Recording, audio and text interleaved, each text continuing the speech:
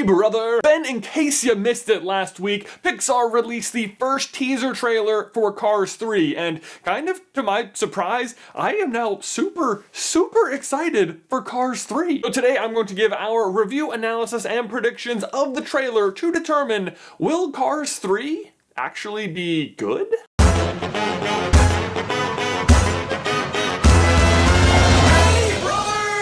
If you have spent any amount of time on this channel, you will undoubtedly know that we are huge Pixar fans and therefore rarely have anything too negative to say about them. But when I heard they were making Cars 3, I was kind of like, why? I mean, I liked the first Cars well enough. I mean, it's not super high on my list of Pixar movies, but if you go over to Rotten Tomatoes, it has the second lowest rating of any Pixar film. And the one movie it is beating is Cars 2. So why make Cars 3? Well, the easy answer is money. Because despite having the lowest critical acclaim of any Pixar franchise, Cars is high and away the best selling when it comes to merchandise. And that is saying something for Pixar, because it means Cars sells more toys than a movie whose main characters are toys. My personal belief, though, is that despite Cars' commercial success, that the people at Pixar are just determined to redeem themselves after Cars 2. And after seeing the teaser trailer for Cars 3, I think they very well just might do that. So let's jump right in. Before we even see anything, we hear a heartbeat, followed by a ton of shots of cars just racing around the Los Angeles International Speedway, the site of the final race in Cars 1. This opening sequence is extremely reminiscent of the opening sequence in Cars 1, where you can just hear lightning breathing mixed with cars speeding around the track and shots of just blackness. The difference, though, is that instead of it being this bright, loud, colorful racetrack where lightning is psyching himself up before the race, the track and the sky is gray and the grass is barely green and the crowd is just dull and everything seems like it's just going wrong. But let's just go shot by shot. Despite the gloominess, I am immediately excited just by the speed of the cars going around the track. Although I also immediately noticed that the RVs on the inner track are way less enthusiastic than we've seen them before. Otherwise, it does look like lightning is in the lead, and I love how they have the camera shaking as the cars whip past it, because that is exactly how it looks when you watch NASCAR on TV, which our dad used to do a lot of when we were growing up. What doesn't look like NASCAR, though, is how all the cars look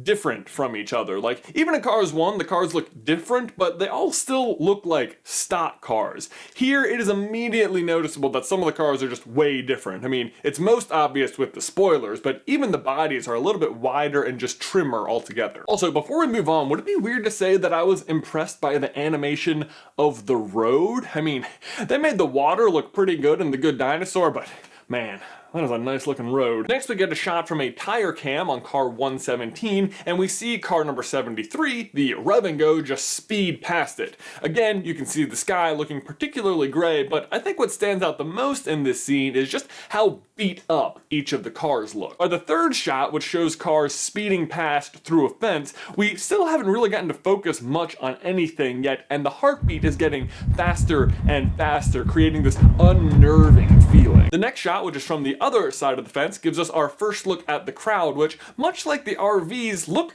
a lot less like characters and more just like regular cars. Next is just another quick shot from a tire cam before we get the first real scene where the cars are in focus. Right away we notice this pink ribbon symbol, which is very reminiscent of like a breast cancer ribbon on the back of the pink car. Initially we thought this was the focus of this shot and that possibly we were getting our first look at Cruz Ramirez, but according to this concept art, she is actually supposed to be a yellow car, so I don't think this is her. But either way, that pink car could be a female racer, which would be pretty interesting. But after about 50 or so more viewings, we realized that what you see is not the focus of this shot, but instead what you hear. Each shot until this point has featured a roaring engine, but this one is much quieter. and whatever car the camera is mounted to is whipping past the blue and green car on either side, but more on that in a second. Next is our first overhead shot where you can clearly see Lightning is leading the race, and where we get our first look at any of the car's eyes, all of them being in the stands though. And the decision not to basically show any faces in the trailer is what makes me so hopeful for Cars 3. Because to me, one of the biggest downfalls of Cars 2 was that they gave all of the cars so many bells and whistles that the fact that they were cars just stopped mattering. I mean, they may as well have just been people. This trailer though, more than anything, just screams, we are cars doing what cars love to do, which is driving fast, not being spies and solving crimes and stuff. But moving on, next we get our first shot of what we think is Jackson Storm, the antagonist of the movie. First off, he is definitely one of the newer and sleeker looking cars that we mentioned earlier, and he is just blowing past the older, more traditional looking stock cars. His sponsor looks to be Igniter, IGNTR, but his number is up for debate.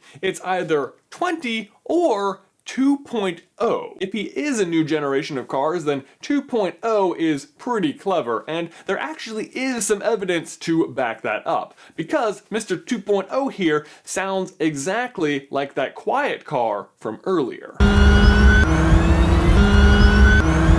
If I had to guess, I'd say that was probably his point of view earlier, and the reason that he sounds quieter is because he has an electric motor. But that brings up a few other questions, like if he does have an electric motor, how is he going so much faster than the other cars? And if he's going that much faster, why isn't he already in the lead? I mean, after all, based on how the other cars look, the race seems to have been going on for a while, but Mr. 2.0 still looks pristine. Well, allow me to introduce you to the Mercedes SLS AMG electric drive. The reason I bring it up is because in a world that revolves around gas-powered cars, it is the very first electric supercar, and it is fast. So fast that it easily outpaced its gas-powered counterpart, the Mercedes SLS AMG Black. Back to the trailer, if this is an electric car, the idea that it could blow past its gas-powered opponents is no longer a fantasy or even the future. It is now. And weirdly, even it being cleaner and not being in the lead supports the idea that it's electric. See, despite the speed advantage, the massive downside is how fast electric motors use up their fuel. They just can't travel as far, especially at high speeds. So if a car like this wanted to be a contender in a race, it would need to stay near the back, drafting off the rest of the cars to conserve energy for most of the race, waiting until just the right moment to kick it into gear, blast past everyone, and use up its remaining energy. It's just a whole different kind of racing that I can see Lightning himself having a problem with, because he likes being out in front for as long as possible. Which brings us to Lightning and possibly the most or should I say gear-wrenching moment in the entire trailer. Lightning crashing is just legit hard to watch. I mean, pieces of him are just flying everywhere. It looks so painful. And it's followed up by some very cryptic text, just from this moment, everything will change. And everything could, of course, mean anything, but my guess is that this crash in particular injures Lightning so bad that he has to be rebuilt with an electric motor. Which just feels appropriate, right? Like Lightning, electric, And from there, he would have to learn not everything he knows about driving, but everything he knows about racing. He would have to win by being cautious, strategic, and smart, rather than just going all out from start to finish. I also suspect the lone line of audio we hear spoken in the trailer, McQueen is fading, he's fading fast, has been edited out of context, and is actually from his first race as an electric car, where he tries to go all out, but his battery fades fast. Because really, is fading the word choice you as an announcer would have for a car that is crashing out of control? Because I mean, if you were calling this fading, then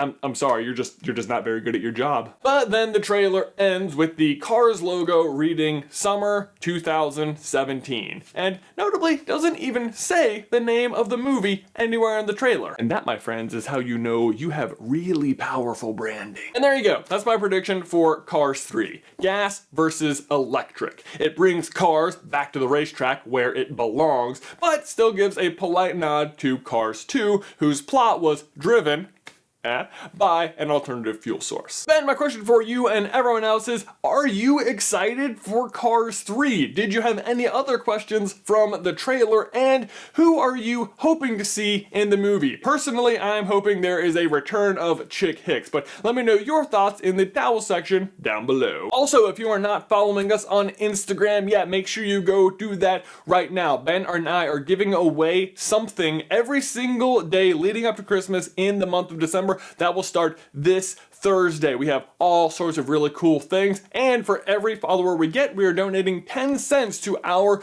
local chapter of Big Brothers Big Sisters. So go follow us on Instagram now. These socks are amazing! Thanks for watching. As always, please like this video if you haven't already, and subscribe so you don't miss any future Pixar videos. If you want to see one of our Cars theories about how cars are alive, I recommend you check out this video right here, or if you want to check out the Fast Facts video about it, I would check this video right here. But Ben, that's all I've got for you today, man. I will see you in another life, brother.